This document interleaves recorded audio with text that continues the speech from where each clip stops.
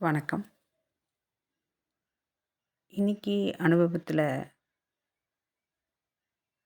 பார்க்க போறது என்னன்னா, முதல்ல இத ஏன் நான் உளறல்கள் அப்படின்னு சொல்றேன்னா, நம்ம ஒரு விஷயம் செய்றதுக்கு ஒரு முன் பயிற்சி செய்வோம் இல்லையா? வார்ம் அப் செய்வோம் இல்லையா? ஒரு ஒரு தியானம் பண்ணும்போது, ஒரு யோகா நமக்கு எப்படி உடல வந்து சரி செய்றதுக்கு, மனத்தோட ஒன்றிணைக்கிறதுக்கு ஒரு முன் பயிற்சி செய்வோம்ல, அது மாரி இந்த அனுபவ நிலை அடைகிறதுக்கு முன்னாடி சில விஷயங்கள் நடக்குது. அப்போ இப்படிதான் நடக்குது அப்படிங்கிறது அந்த காலகட்டத்தில தெரியல.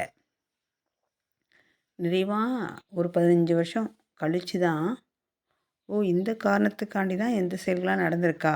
அப்போ நம்ம இவ்வளோ துன்பப்பட்டோமே! அப்போ வந்து இந்த புரிதல் இல்லையே! அப்படிங்கிற ஒரு தெளிவு பிற்பாடு தான் கிடைக்குது. அதனால தான் நான் இந்த உளறல்கள் அப்படின்னு சொல்றேன்.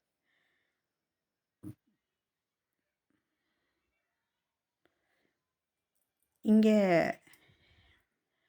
ஒரு வியூஸ்காண்டி இப்படி இப்படிலாம் பேசணும்னு தோணல. நான் முதல்ல எல்லாத்தையும் எப்படி கோர்க்கிறதுன்னு தெரியல எனக்கு. அதுவே பெரிய முயற்சியா இருக்கு. ஸோ இது உளறல் உளறல்கள் தான். அதனால இப்படி பேச வேண்டியதா இருக்கு.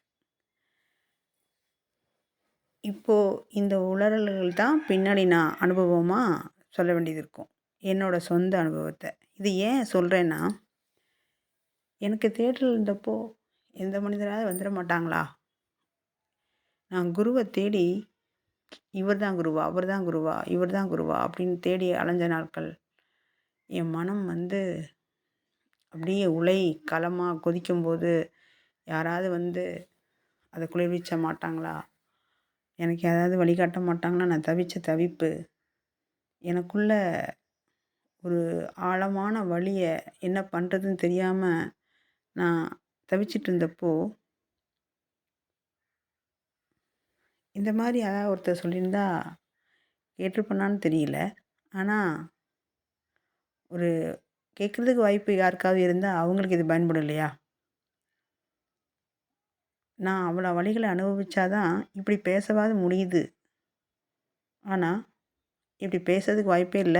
ஆனா, அந்த வலிய கடக்கணும்னு யாராவது இருந்தாங்கன்னா, நான் இப்படி பேசுறது அவங்களுக்கு சில முன் வழிகாட்டியா இருக்கும். அவங்க பாதையில சரியா ட்ராக்ல இழுத்துட்டு போறதுக்கு, ஓ! இவங்களுக்கும் இப்படி தான் நடந்திருக்கு. நமக்கு மட்டும் இல்ல. அ அப்படின்னு ஒரு வாழும் எடுத்துக்காட்டா இருக்க முடியும்.